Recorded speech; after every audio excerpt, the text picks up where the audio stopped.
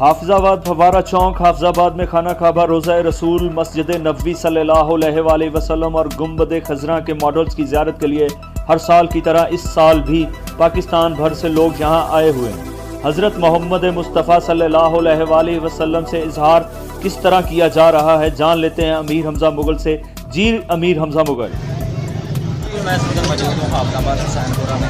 آپ دیکھ سکتے ہیں یہاں پر جشن عید میلاد النبی صلی اللہ علیہ وسلم انتہائی جوش و جذبے کے ساتھ منائی جا رہی ہے۔ یہاں پر لوگ جو ہے وہ انتہائی جوش و جذبے کے ساتھ جشن عید میلاد النبی صلی اللہ علیہ وسلم کو منانے کے لیے اپنی گلیوں بازاروں کو جو ہے وہ سجا رہے ہیں، کم روشنیاں لگا کر، غبارے لگا کر۔ ہمارے ساتھ اس وقت کچھ مشاہری موجود ہیں، آئیے ان سے جانتے ہیں کہ وہ اس حوالے سے کیا کہتے ہیں کہ جشن عید میلاد النبی صلی اللہ علیہ وسلم کو منانے کے لیے انہوں نے کیا تیاریاں کی ہیں۔ جی میں بتائیے گا کہ آپ نے جشن عید میلاد النبی صلی اللہ علیہ وسلم کو منانے کے لیے کیا تیاریاں کی ہیں؟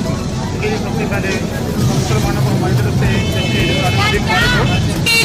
ایک ایسا موقع ہے جب آپ اپنے نبی صلی اللہ علیہ وسلم سے آپ محبت کا اظہار کرنے کا آپ کو موقع ملتا ہے۔ ویسے تو ساری زندگی آپ کر سکتے ہیں، مگر آج ان کی جائے پیدائش ہے، آج ان کے پیدائش کا دن ہے، تو آپ اس موقع پر اپنے دل سے، اپنی جان مال عزت، آپ سب ہر چیز سے بڑھ کے آپ ان سے اپنی محبت کا اظہار کرنے کے لیے آپ سب گلیوں محلوں کو سجایا جا رہا ہے۔ ہم سب دوستوں نے مل کر ایک چھوٹی سی کاوش کی ہے، تو اسی طرح سارے دوست ہیں وہ پورے شہر کو سجا رہے ہیں ہمارے۔